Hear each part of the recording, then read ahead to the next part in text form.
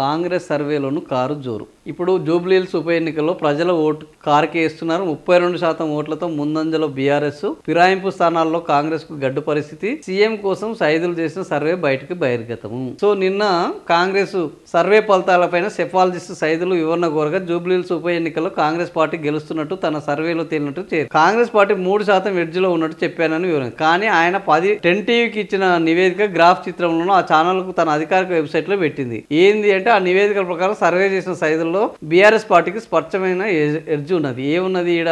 కాంగ్రెస్ పార్టీకి మేలు 141, female 20, total 161, percentage 33. BRS కి ఎంత ఉన్నది? మేల్లో 138, ఫీమేల్ 66, ఓవరాల్ గా 204, 42% ఉన్నది. బీజేపీకి ఎంత ఉన్నది?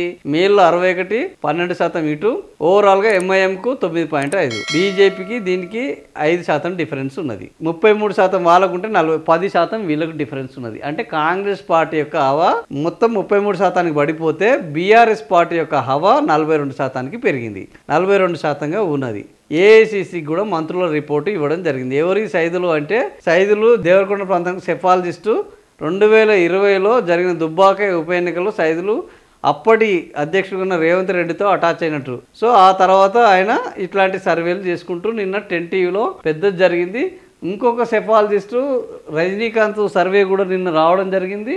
ఇక్కడ మనం చూడొచ్చు నిన్న హెచ్ఎం టీవీలో 2% శాంపుల్ అంటే ఆల్మోస్ట్ ఒక 3,95,000 ఓట్స్ ఉన్న కాడ ఒక 2% శాంపుల్ అంటే ఒక 8,000 శాంపులింగ్ తీసి దాన్ని అనాలిసిస్ చేసి ఒక బేస్ లైన్ ఫిక్స్ చేశాం.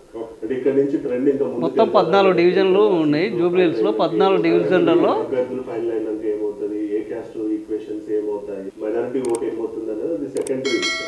ఈ రోజు వరకు అయితే ఎలక్షన్ ఇంకా రాకముందుకే ఈ రోజు వరకు మేము చేసిన సర్వేలో ఒక బీఆర్ఎస్ 40% ఉంటాయి, కాంగ్రెస్ 34%, బీజేపీ 21% ఉందండి. అంటే ఆల్మోస్ట్ బీఆర్ఎస్ వచ్చేసి 40% ఉంటే ఈ రోజు అయితే ఒక 6% ఇంకా రాకముందుకే ఈ రోజు వరకు మేము చేసిన సర్వేలో ఒక బీఆర్ఎస్ 40% ఉంటాయి, 40%, 34%, బీజేపీ 21%. సో 6% ఇక్కడ డిఫరెన్స్ ఉంది. ఈ రోజు అక్కడ 9% డిఫరెన్స్ ఉన్నది.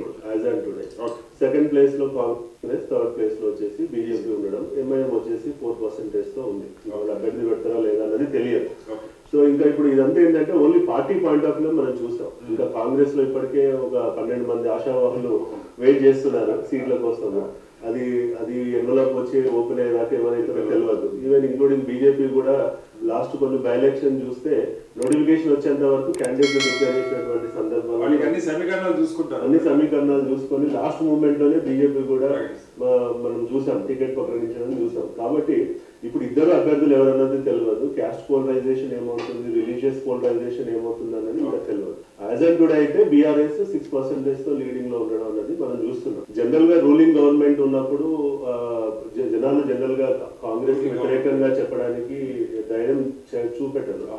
అలాంటప్పుడు కాంగ్రెస్ లీడింగ్ లో ఉండాల్సింది. కాంగ్రెస్ ఆల్రెడీ ట్రైలింగ్ బై 6% అంటే అందులో ఇంకా ఫియర్ ఫ్యాక్టర్ అవన్నీ కన్సిడర్ చేస్తే ఇంకా 6 కంటే ఎక్కువనే మార్జిన్ మెయింటైన్ అవుతుంది అన్నది మా యొక్క అనాలిసిస్. ఇది కాంగ్రెస్ సంబంధించిన సర్వేలో రేవంత్ రెడ్డి మనిషి చేసిన సర్వేలో బీఆర్ఎస్ పార్టీకి 42 వస్తే, రజనీకాంత్ ఎర్రబెల్లి రాష్ట్ర సర్వేలో బీఆర్ఎస్ పార్టీకి 40% ఉన్నది. ఓవరాల్గా సర్వేలు ఎవ్వరు చేసినా బీఆర్ఎస్ పార్టీ అనేది ఇంకా ముందంజలో ఉన్నది. అయితే ఇక్కడ విచిత్రం ఏంటంటే ఎప్పుడైనా నిజంగా కూడా ఉప ఎన్నికలు జరిగితే ఉప ఎన్నికల్లో ఏ పార్టీ అధికారంలో ఉంటే ఆ పార్టీకి ఎడ్జ్ ఉంటుంది. ఒకవేళ సర్వేలు చేసినా కూడా జనాలు ఏం చేస్తారంటే సీక్రెట్గా ఓటు వేసేంత వరకు మేము ఈ పార్టీకి వ్యతిరేకము, అధికార పార్టీకి వ్యతిరేకము, ప్రతిపక్ష పార్టీకి అనుకూలము అని వాళ్ళ యొక్క అంతరంగాన్ని ఆవిష్కరించరు. సో వాళ్ళ యొక్క అభిప్రాయాన్ని చెప్పరు బయటికి. జనరల్గా ఎవరైనా పోయినా కూడా సర్వేలు చేసినానికి ఎందుకు వచ్చిన వాళ్ళు మనకెందుకు, మేము కాంగ్రెస్ పార్టీకే వేస్తాము అంటే ఒక ఫియర్ ఫ్యాక్టర్ అనేది ఉంటుంది. కానీ ఈ రోజు ఏమైంది అంటే జూబ్లీహిల్స్ లో ఫియర్ ఫ్యాక్టర్ ఉన్న చోట ఉన్నప్పటికీ చాలా మంది బయటకు వచ్చి మేము కాంగ్రెస్ పార్టీకి ఓటు వేయము, బీఆర్ఎస్ పార్టీకి ఓటు వేస్తాము అన్న పరిస్థితి వస్తుందంటే ఈ రోజు అధికారంలో ఉన్నప్పుడు సర్వేలు చేస్తేనే ఈ పరిస్థితి ఉంటే రేపు ఇది నిజంగా రిఫ్లెక్ట్ అయితే ఇంకే పరిస్థితి ఉంటుంది అనేది స్పష్టంగా అర్థమవుతున్నది. అనేది ఓవరాల్ గా మొన్నటి వరకు విపరీతమైన డిమాండ్. ఇంకా ఇప్పుడు వాళ్ళ యొక్క దాదాపుగా ఎవరు రజనీకాంత్ చెప్పిన దాని ప్రకారం 12 మంది ఆల్రెడీ కొట్టుకుంటున్నారు మాకు టికెట్ కావాలంటే. ఇందులో ఒక్కరికి మాత్రమే టికెట్ ఇస్తారు. ఆ ఒక్కరికి టికెట్ ఇస్తే 11 మంది ఇప్పుడు వాళ్ళు వ్యతిరేకంగా పనిచేస్తారు. ఇక కాంగ్రెస్ని పెద్దగా ఓడించడానికి వేరే వాళ్ళు బీఆర్ఎస్ కానీ ఎంఐఎం కానీ బీజేపీ కానీ పెద్ద కష్టపడాల్సిన అవసరం ఏమీ లేదు. వాళ్ళకు ఒక్కరికి టికెట్ ఇస్తే ఇంకోరు ఆల్రెడీ అంజన్ కుమార్ యాదవ్ నేనేం పారాచూట్ లీడర్ కాదు, నా తడాకి ఎందుకు చూపెడతాను అంటున్నాడు. బొంతు రామ్మోహన్ యాదవ్ నాకెందుకు ఇయ్యరు అంటున్నారు. నవీన్ యాదవ్ నాకు ఇంక ఇస్తారా ఇయ్యరా అనేది ఆయన క్లారిటీ లేదు. అజారుద్దీన్ అసంతృప్తి ఆల్రెడీ ఎమ్మెల్సీ ఇస్తామన్నారు ప్రకటించారు కానీ అది ఇచ్చే పరిస్థితి లేదు అని అజారుద్దీన్. విజయారెడ్డి ఇప్పుడు కొత్తగా ఎవరు వచ్చారు అంటే తెర మీదకి కంజర్ల విజయలక్ష్మి అని ఒకరు వచ్చారు. ఎవరు అయ్యా అంటే కంజర్ల విజయలక్ష్మి కంజర్ల లక్ష్మీనారాయణ అని మాజీ మంత్రి. ఆయన సనత్ నగర్ కు సంబంధించి ఇక్కడ లోకల్ ఆంధ్రప్రదేశ్ ప్రభుత్వంలో కేఎల్ఎన్ పార్క్ అని సనత్ నగర్ లో ఉంటుంది. ఆంధ్రప్రదేశ్ ప్రభుత్వంలో మంత్రిగా పనిచేశారు. ఫారెస్ట్ అటవీ శాఖ మంత్రిగా పనిచేశారు.